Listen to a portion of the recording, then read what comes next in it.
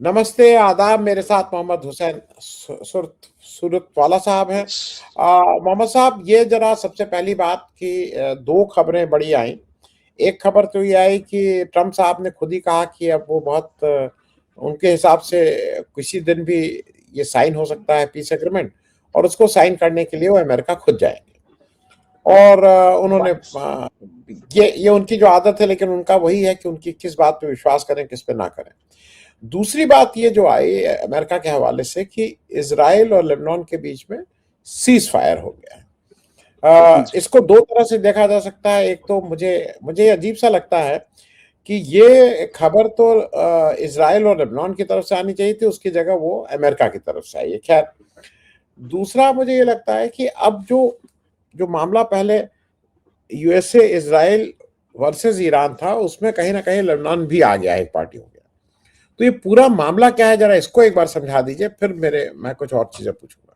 मोहम्मद साहब। जी जी, मैं आदाब अर्ज करता हूँ आपकी खिदमत में और आपके तमाम दर्शकों की खिदमत में। और ये जो आपने पूछा है उस बारे में मैं एक क्रोनोलॉजी, एक सिलसिलेवार कुछ पॉइंट्स में आपकी खिदमत में बयान करना चाहता हूँ। सबसे पहले, जिस दिन ईरान की और अमेरिका के दरमियान पॉज का एक मरहला आता है, सीज फायर का एक डॉक्यूमेंट जिसको ड्राफ्ट किया ईरान ने और अमेरिका ने उसको कबूल किया, और उस पोस्ट को, अरागची की पोस्ट को ट्रंप ने खुद रिपोस्ट किया था। उसके अंदर ये मेंशन था कि जहां ईरान के ऊपर हमले रुकेंगे, साथ साथ में ईरान के अलायंस के ऊपर भी, एक्सेस ऑफ रेजिस्टेंस की जो दूसरी जगह हैं उनके ऊपर भी हमले रुकेंगे। पाकिस्तान के प्राइम मिनिस्टर ने क्लियर कहा था कि लुबनान के ऊपर भी फौरन हमले रोके जाएंगे। ये उस वक्त से कोशिश थी कि ये सीज फायर ईरान के साथ साथ में लुबनान में भी हो जाए, लेकिन इसराइल ने अपने आप को उससे बाहर रखा और ये कहा कि नहीं, हम लुबनान के ऊपर अपने हमलों को जारी रखेंगे। नतीजा क्या हुआ कि ईरान ने स्ट्रेट ऑफ हॉर्मुज को जो खोलने की बात किया था, दो कंडीशंस के साथ में, एक आईआरजीसी के साथ कोऑर्डिनेशन करना होगा और दूसरा वहां पर जो नए नियम लागू किए गए हैं उनको फॉलो करना होगा, लिमिटेशंस को जो भी थी, टेक्निकलिटीज को, उसको फॉलो करना होगा। तो उन्होंने स्ट्रेट ऑफ हॉर्मुज को बिल्कुल वैसे ही जैसे बहुत ही कंट्रोल्ड था, उसको उन्होंने खोला नहीं और फिर कश्तियों को और वेसल्स को निकलने की इजाजत नहीं दे रहे थे। ये उस वक्त की बात है। लेकिन उसके बाद से अमेरिका की यह ख्वाहिश और कोशिश थी कि स्ट्रेट ऑफ हॉर्मुज को कैसे भी खुलाया जाए। नतीजा क्या हुआ कि कल रात में, मैं क्रोनोलॉजी एक आपको बताना चाहूंगा। ईरान के स्पीकर मोहम्मद बाकिर कालीबाफ, ये लुबनान के स्पीकर निबी बिर्री के साथ बात करते हैं ट्रंप के ट्वीट से तकरीबन 1.5-2 घंटे पहले, और उसके बाद उनका जो प्रेस रिलीज आती है उस वार्ता की, गुफ्तगू की, जो बाकिर कालीबाफ और निबी बिर्री के दरमियान होती है, उसमें एक अहम पॉइंट था। और वो पॉइंट ये था कि ईरान के लिए जिस तरह से अपना सीज फायर इंपॉर्टेंट है, वैसे लुबनान का भी इंपॉर्टेंट है, और लुबनान ईरान के लिए रेजिस्टेंट एक्सेस के अंदर एक अटूट हिस्सा है। हमारे लिए लुबनान बहुत इंपॉर्टेंट है। इनके इस बयान के बाद में, प्रेस रिलीज के बाद में, लुबनान के हिजबुल्लाह के एक एमपी, उनका ये बयान आता है ट्रंप के ट्वीट से पहले, पोस्ट से पहले, कि हमको ये पता चला है ईरान के जरिए से, हमें ये पता चला है कि आज रात में हमारे यहाँ सीज फायर हो जाएगा। इसराइल ने घुटने टेके और हमारे यहाँ सीज फायर होगा। ये दो खबरें पहले आती हैं और उसके बाद में तीसरी खबर ट्रंप के जरिए से कि मेरी लुबनान और इसराइल की लीडर्स से बात हुई है और नतीजे में मैं 10 बजे से वहां पर सीज फायर को अनाउंस कर रहा हूं। तो ट्रंप से पहले लुबनान के सूत्रों ने भी, लुबनान के एमपी ने भी, हिजबुल्लाह के और ईरान के स्पीकर ने भी सीज फायर को पूरी तरह से बयान कर दिया था। तो ये वाली बात कि ट्रंप ने पहले ऐलान किया है, ये सही नहीं है। हाँ, ट्रंप के ऐलान को वेस्टर्न मीडिया में और दूसरी जगहों पर बहुत ज्यादा कवरेज दी गई है और इन दो खबरों को कवरेज नहीं दी गई है। एक सवाल पैदा होगा दर्शकों के जहन में कि क्या वजह है कि इन दो खबरों को ज्यादा बढ़ाया नहीं गया और कवर नहीं किया गया है। अमेरिका और इसराइल और वेस्टर्न मीडिया एक नई चाल चलने की कोशिश कर रहे थे, और उनकी चाल ये थी कि वो ये चाहते थे कि ये बताएं कि इसराइल के साथ में लुबनान को एक टेबल पर बिठाया जाए, जिसमें वो लोग कामयाब हो गए हैं। लुबनान की लीडरशिप, जिसमें वहां के प्रेसिडेंट और प्राइम मिनिस्टर ने, ये अलग बात है कि इंटरनल उनके हिजबुल्लाह के साथ किस तरह के इख्तिलाफात है, मैं उसमें अभी जाना नहीं चाहूंगा, लेकिन वो लोग और उनकी नुमाइंदगी में लुबनान के एम्बेसडर इसराइल के साथ गुफ्तगू करते हैं और वो कामयाब होते हैं। इन लोगों की पूरी कोशिश ये थी कि ये बताएं कि सीज फायर हमारी वार्ता के जरिए से हो रहा है, जो लुबनान और इसराइल में गुफ्तगू है उसके जरिए से हो रहा है, ना ईरान और हिजबुल्लाह के जरिए से। लेकिन गालिबाफ ने बहुत अच्छे से इसको मैनेज किया और इस बात को पहले बयान करके ये बता दिया कि नहीं, वो जो तुम लोग दिखावा करना चाहते हो उस दिखावे का कोई फर्क नहीं है और उसका कोई असर नहीं है। और हमने देखा कि जब ईरान में 28 फरवरी की जंग शुरू नहीं हुई थी, जब ईरान के ऊपर जालिमाना हमला नहीं हुआ था, तो ईरान के पहले लुबनान के ऊपर लगातार इसराइल हमले करते जा रहा था, लेकिन कभी भी उन्होंने आकर उसको कंडम नहीं किया और रोकने की बात नहीं किया है। तो वो जो मखौटा ओढ़ना चाह रहे थे सीज फायर का, वो मखौटा हिजबुल्लाह के एमपी की खबर के जरिए से और वो स्पीकर्स के दोनों की गुफ्तगू के जरिए से उसमें वो लोग कामयाब नहीं हुए हैं। जी। अच्छा, अब मुझे ये दूसरी मैं इस ये तो एक बात हो गई। अब दूसरी बात ये है कि कहाँ तक मामला पहुंचा है पीस टॉक को फाइनली साइन होने का, क्योंकि ऐसा लग रहा है कि काफी क्लोज हो रहे हैं। और जैसे अभी एक सूचना, हम लोग प्रोग्राम शुरू करने से पहले आपने कहा था कि एक सूचना आ रही है कि स्ट्रेट ऑफ हॉर्मुज भी शायद खोला जा रहा है ईरान के हवाले से। क्या है पूरा मामला, जरा इस पे भी बता देते। जी, ये वार्ता और ये मुज़ाकरात, गुफ्तगू कितनी कामयाब होगी या नहीं होगी, ये एक अलग मरहले में इसको हमको देखना होगा। लेकिन ईरान की दो प्री कंडीशंस थी। पहले यानी मुज़ाकरा और वार्ता शुरू करने से पहले की दो कंडीशंस थी। उसमें से एक सीज फायर था लुबनान के लिए कि जो थर्सडे नाइट में ईरान उसमें कामयाब हो गया है। दूसरा एक ये था कि ईरान के जो ब्लॉक एसेट्स हैं, वो पैसा जो जब्त किया गया है दुनिया के दूसरे ममालिक में और कंट्रीज में, उन पैसों को जो अमेरिकन सैंक्शंस की वजह से जब्त किए गए हैं, वो पैसों का आजाद होना बहुत जरूरी है। तो इसके बारे में अभी तक के कोई ऑफिशियल चूंकि बयान नहीं आया है और ईरान का इसके ऊपर इसरार और ताकीद है कि इसके बगैर वो वार्ता को आगे नहीं बढ़ने देगा और किसी फाइनल नतीजे तक के नहीं पहुंचेगा, तो यकीनन ऐसा लगता है उनके स्टैंड्स को देखते हुए इसमें बहुत बड़ी कामयाबी अभी नहीं मिलेगी और किसी एक टाइम को प्रेडिक्ट नहीं किया जा सकता है कि इतने टाइम में फाइनल साइन होगी या नहीं होगी।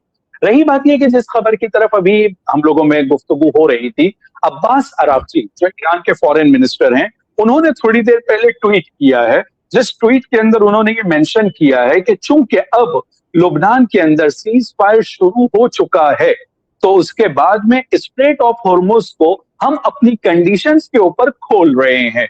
यानी स्ट्रेट ऑफ हॉर्मुज से वेसल अब आ सकेंगे और जा सकेंगे, लेकिन उन्हें दो काम करना होगा। एक वो लिमिटेशंस जो ईरान वहां चाहता है अप्लाई करने के लिए और एग्जीक्यूट करने के लिए, उसमें उन्हें कॉपरेट करना होगा। और साथ साथ में कोई भी वेसल अगर आना चाहता है या कोई वेसल जाना चाहता है, तो उसको आईआरजीसी के साथ कोऑर्डिनेट करना होगा। ये कोऑर्डिनेशन का भी जो एक मकसद ईरान इससे पहले बता चुका है, हर वो वेसल जो उनके दुश्मन का होगा, जिन्होंने जंग के अंदर अमेरिका का साथ दिया है, या अमेरिकन वेसल अगर होगा डायरेक्ट, तो वो उसको आने जाने की इजाजत नहीं देंगे। सिर्फ उन वेसल्स को आने जाने की इजाजत दी जाएगी कि जो दुश्मन या दुश्मन की कैटेगरी में इन्हें नहीं जाएंगे। जी जी। अच्छा, अब एक चीज मोहम्मद साहब ये बताइए कि एक जैसा अभी अभी की खबरें आ रही हैं कि ईरान का तेल बहुत एक्सपोर्ट नहीं हो पा रहा है, कुछ जहाज तो आ जा रहे हैं, एक तो ये खबर आ रही, दूसरी खबर ये भी आ रही कि चीन अभी कोई कन्फ्रंट करने के मूड में नहीं है। कि चीन को जब कहा गया, मैं उन खबरों के हवाले से कह रहा हूँ, अगर उनको हिदायत दी गई अमेरिकन नेवी की तरफ से तो वो वापस का रुक लिए, उन्होंने कोई कन्फ्रंट नहीं किया, या उन्होंने अपने अपने जो वेसल जो भी आ रहे हैं उसके साथ कोई चीनी सेना या उस तरह का नहीं किया है। चीन अभी कन्फ्रंटेशन से बच रहा है, इस तरह की भी एक खबर आ रही है मोहम्मद साहब। मैं ईरान के मीडिया के हवालों से जो बात आपको बता सकता हूं और आपके दर्शकों को आनंद जी, वो ये बता सकता हूं कि ईरान के मीडिया में बहुत मजाक उड़ाया जा रहा है अमेरिका की नाकाबंदी को लेकर, कि ये नाकाबंदी एक सिर्फ मीडिया में जुमलेबाजी है और ये कोशिश की जा रही है कि ट्रंप और अमेरिका को कुछ ताकतवर बताया जाए। ईरान ने ऐसे क्लेम किया है कि ईरान के वेसल्स को ना आने में मुश्किल हो रही है और ना वहां से हॉर्मुज से निकलने में उनको मुश्किल हो रही है। ना ओमान सी की तरफ, ना ओमान की तरफ, और ना उनको इंडियन ओशियन की तरफ आने में कोई प्रॉब्लम नहीं हो रहा है। इवन थोड़ी देर पहले फार्स न्यूज, ये एक ईरान की बहुत ऑथेंटिक न्यूज एजेंसी है, उसने सैटेलाइट के विजुअल्स को भी रिलीज किया है, जिसके अंदर यह बताया है कि वो जगह जहां पे अमेरिका क्लेम करता है कि उसकी नेवी खड़ी हुई है और नाकाबंदी कर रही है, वहां से आसानी से वेसल्स आ भी रहे हैं और जा भी रहे हैं। रही बात यह कि अमेरिका के साथ में चाइना का कन्फ्रंटेशन, तो मुझे लगता है कि चाइनीज स्पोक पर्सन ने, फॉरेन मिनिस्टर के, और उसके अलावा चाइनीज और दूसरे ऑफिशियल्स के साथ साथ में जो टैंकर ट्रैकर्स होते हैं, यानी कुछ ऐसे एप्लीकेशंस होते हैं जो लाइव ट्रैक करते हैं कि कौन सा वेसल अभी कहां पर है और कहां से कहां पहुंचा है, उन ट्रैकर्स के जरिए से एक चीज, जो एक सूचना आ रही है और इंफॉर्मेशन, कि किसी भी वेसल को आने में या जाने में प्रॉब्लम नहीं हो रहा है, ना चाइना के और ना ईरान के। ये अमेरिका जो अपनी नाकाबंदी की बात को उड़ा रहा है, उसकी एक वजह है कि अपने आप को सिर्फ ताकतवर बताने की कोशिश कर रहा है, वरना चाइना को भी और ना ईरान को कोई बड़ी मुश्किल उनको फेस करने को नहीं मिल रहा है। आसानी से उनके टैंकर्स आ रहे हैं और जा रहे हैं। चाइना को अभी एक्सपोर्ट करने की जरूरत नहीं है, क्योंकि उनके लिए किसी तरह की रुकावट उन्होंने महसूस नहीं किया है। अगर वो रुकावट महसूस करेंगे तो दुनिया आज इस तरह से बिजनेस और ट्रेड करती है कि अगर वो चाइना के यहाँ पर उनकी रग को यहाँ पर दबाएंगे, तो चाइना के पास दूसरी जगह अमेरिका के रग दबाने के लिए बहुत सारे ऑप्शंस हैं, और ये वो लोग ज्यादा बेहतर बता सकते हैं। लेकिन ईरान ने जो विजुअल्स अभी रिलीज किए हैं, उसके हिसाब से ईरान के वेसल्स आ भी रहे हैं, जा भी रहे हैं, कोई प्रॉब्लम नहीं है। इवन उनके वो वेसल्स के जिन पर सैंक्शंस लगा हुआ था, वो सैंक्शंस वाले वेसल के विजुअल्स को उन्होंने रिलीज किया है कि वो निकल सका और आगे बढ़ गया है। ठीक, मोहम्मद साहब एक चीज और बताइए, ईरान जैसे एक तो एक जंग लड़ रहा है, लेकिन ईरान ने जब जब इस्लामाबाद में एक पीस टॉक का एक चक्कर चला, तो उसमें उसने अपने डिप्लोमेटिक हुनर का भी परिचय दिया कि उस जो ओकेजन था उसको यूज किया, अपनी बातें ठीक से रखी, अपनी क्या ईरान कुछ देशों को आउटरीच कर रहा है, कहीं और लोग भेज रहा है कि भाई या और खास करके मिडिल ईस्ट में, जिससे उसकी ये देखिए, ये तो युद्ध एक दिन पीस एग्रीमेंट साइन हो जाएगा, लेकिन जो पावर की लाइंस हैं वो तो ड्रॉ कर ली जाएंगी, उसके बाद भी ये चलता रहेगा खींचतान। उसकी तरफ ईरान क्या कर रहा है, उसकी तैयारी कैसे कर रहा है? ईरान ने 4 दिन पहले, अगर मैं गलत नहीं हूं, तो एक लेटर लिखा है गल्फ कंट्रीज को, 5 कंट्रीज को एक लेटर लिखा है, यूनाइटेड नेशन के माध्यम से इस लेटर को दिया गया है। और वो लेटर के अंदर ईरान ने इन 5 कंट्रीज से, सऊदी से, कुवैत से, बहरीन से, कतर से, इन कंट्रीज से उसने अपने कंपनसेशन का मुतालबा किया है। जिन जगहों पर अमेरिकन बेसिस को ईरान ने मारा है, उन तमाम कंट्रीज से अमेरिका अब ये मुतालबा कर रहा है कि आपकी जमीन को हमारे खिलाफ इस्तेमाल किया गया है, तो अब आपको जो हमारा नुकसान हुआ है जंग के अंदर, आपको उसका जुबरान करना होगा और इसको कंपनसेट करना होगा। ईरान की तरफ से कोई ऐसा डेलीगेशन कि जो इन कंट्रीज के किसी लोगों से मिलने के लिए गया हो, या ऑफिशियल्स या अथॉरिटीज से, इस तरह की खबर अभी नहीं आई है। एक खबर इस तरह की आ रही थी जिसको ईरान ने भी डिनाई किया और पाकिस्तान ने भी डिनाई किया, कि इन कंट्रीज के डेलीगेशन टॉक के अंदर शामिल होने की जो खबर थी कि उनमें से कोई आ रहा है, इसको दोनों कंट्रीज ने डिनाई किया है। लेकिन ईरान की तरफ से किसी के जाने की खबर नहीं आई है, बल्कि ईरान ने, जहां जंग के दरमियान में, ऐसे ईरान इस टॉक को भी जंग का एक मोड कह रहा है। यानी एक होती है हार्ड वॉर के जहां आप मिसाइल मारते हैं और आपके ऊपर हमले हो रहे हैं जेट्स के जरिए से। एक जंग का तरीका होता है जो सॉफ्ट होता है, यानी टेबल के ऊपर भी जो बैठे हैं, इसको ये सॉफ्ट वॉर की तरह देख रहे हैं कि जो जंग की ही हालत है। तो ईरान जैसे जंग के मैदान में अमेरिकन इंटरेस्ट को नुकसान पहुंचाने में कोई कोताही नहीं कर रहा था, साथ साथ में अब ईरान की डिमांड है कि जिन लोगों ने अमेरिका को बेस दिया था, जहां से उसने हम पर हमला किया है, अब उनकी जिम्मेदारी है कि हमारे नुकसान की भी वो भरपाई करें। तो ईरान अपने शराइत पर, अपने कंडीशंस के ऊपर और दुनिया के कानून के हिसाब से जो कम से कम पेपर्स के ऊपर लिखे हैं, अपने हक के मुतालिबे को वो जारी रखे हुए है और अपना मुतालिबा कर रहा है। और मैंने ये जानबूझकर कहा कि जो कागज पर लिखे हुए हैं, क्योंकि हमने इस जंग की शुरुआत को ही देखा कि ये जंगल की तरह हो गया है, कागज पर कुछ लिखा हुआ है लेकिन ताकतवर लोगों ने नाजायज हमला भी किया है और जालिमाना हमला किया है। जी, मोहम्मद साहब एक और मैं एक अंतिम बात आपसे पूछ लूं। ईरान की इस समय क्योंकि मैंने कुछ दिन पहले बात की थी तो कहा था कि नहीं बाकी लाइफ नॉर्मल हो रही है ईरान के, लेकिन अभी स्कूल कॉलेज कुछ खुलना शुरू हुए कि नहीं, या यूनिवर्सिटीज कुछ खुलनी शुरू हुई कि अभी भी वो बंद है, या जी मतलब वर्क फ्रॉम होम या वर्चुअल क्लासेस चल रही हैं? जी जी, मेरे बच्चे ईरान में रहते हैं और वो स्कूल यानी स्कूल वहां की वो लोग करते हैं, स्कूलिंग उनकी वहां की है। तो अभी तक के स्कूल जो है ऑनलाइन चल रहे हैं। सबसे पहले हमें ये समझना होगा कि ये जो सीज फायर जिसको हम लोग आमतौर पर समझने और समझाने के लिए कह सकते हैं, जबकि ईरान के जो सुप्रीम लीडर हैं इसको सीज फायर की जगह वो पॉज ऑफ बैटल कहते हैं, कि जो अभी जंग रोकी है वो सीज फायर का वर्ड यूज नहीं करते हैं। लेकिन ये 14 दिन के लिए हुआ है, तो अब ये पता नहीं है कि अमेरिका आगे हमला करेगा या नहीं करेगा। अमेरिका ने 28 फरवरी के पहले ही हमले में स्कूल के ऊपर हमला कर दिया था। तो ईरान ऑफिशियल्स और वहां की मिनिस्ट्रीज ने जो एजुकेशन से रिलेटेड है, उन लोगों ने ये डिसाइड किया है कि जब तक के पूरी तरह से जंग नहीं रुक जाती है तब तक के स्कूलिंग ऑनलाइन होगी। और मेरे बच्चे भी दूसरे बच्चों की तरह ऑनलाइन स्कूलिंग में लगे हुए हैं और उनकी ऑनलाइन स्कूलिंग चल रही है।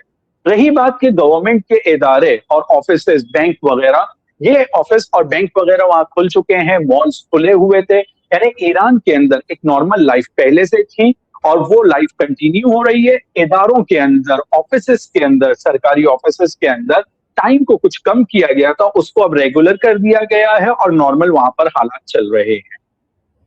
जी, मैं अब एक और चीज में, अभी तेहरान से हवाई जहाज शुरू हुए हैं कि नहीं, इंटरनेशनल फ्लाइट्स कि अभी बंद है? नहीं, एयरलाइंस अभी तक के शुरू नहीं हुई है, और अगर कोई आ रही है या जा रही है तो ये स्पेशल फ्लाइट्स के स्टेटस के तौर पर इसको देखा जाता है। रूटीन वाली फ्लाइट्स अभी शुरू नहीं हुई है। और डोमेस्टिक अंदर की? डोमेस्टिक कुछ जगहों के ऊपर कल खबर दोपहर में मैंने पढ़ा है, फॉलो नहीं किया था, लेकिन कल दोपहर में यह खबर थी। वहां के एविएशन और रोडवेज मिनिस्टर जो हैं उन्होंने ये कहा है कि हम इंटरनल कुछ जगहों की फ्लाइट्स को शुरू करना चाह रहे हैं और बहुत जल्दी शुरू करेंगे। ये उन्होंने जिक्र किया था, सब जगह के लिए नहीं। जी, चलिए, बहुत बहुत शुक्रिया मोहम्मद साहब बातचीत करने के लिए, और उम्मीद है कि एक आध दिन में कुछ ठीक खबर आए। बहुत बहुत शुक्रिया।